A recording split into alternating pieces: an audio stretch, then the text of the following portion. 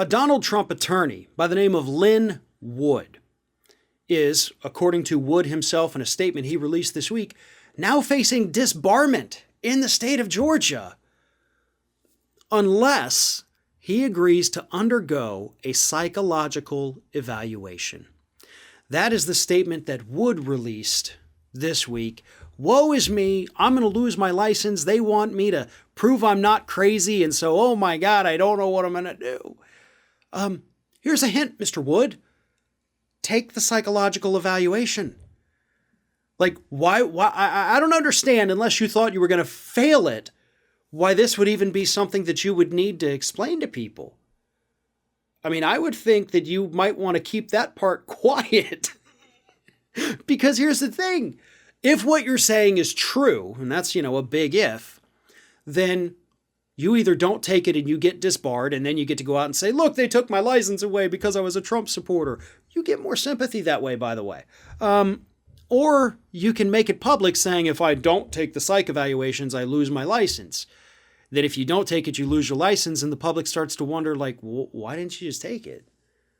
Where's the logic behind that? Were you afraid you couldn't pass it?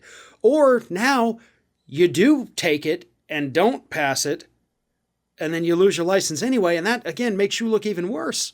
Or you take it, you pass, you don't lose your license, and then nobody has to know any of this. I don't understand the releasing of the statement, That, makes no sense, but I think the psychological evaluation is a good idea. And look, I am somebody that has worked side by side with lawyers for 16 and a half years now. Through my other side jobs that I also have, also with lawyers. I attend legal conferences multiple times per year.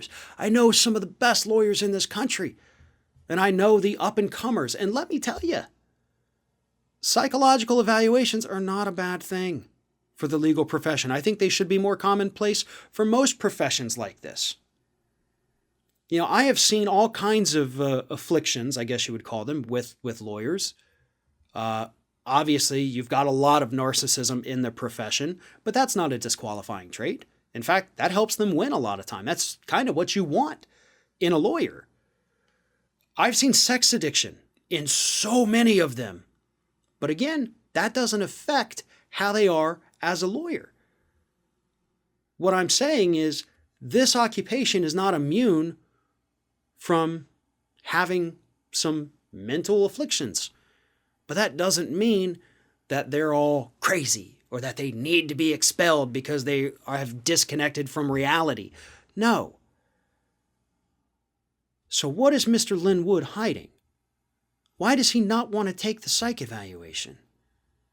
Because any of those things I've mentioned that, again, are fairly common in the legal profession, and I'm sure they're common in most professions, those aren't even disqualifying traits. So what does he have kicking around that would bar him from wanting to do the psychological evaluation to get this whole mess over with? My guess is he's being dishonest. Totally a guess, but I think he wants to gain sympathy with the Trump base by trying to convince them that this mystical power that be thinks they're all crazy.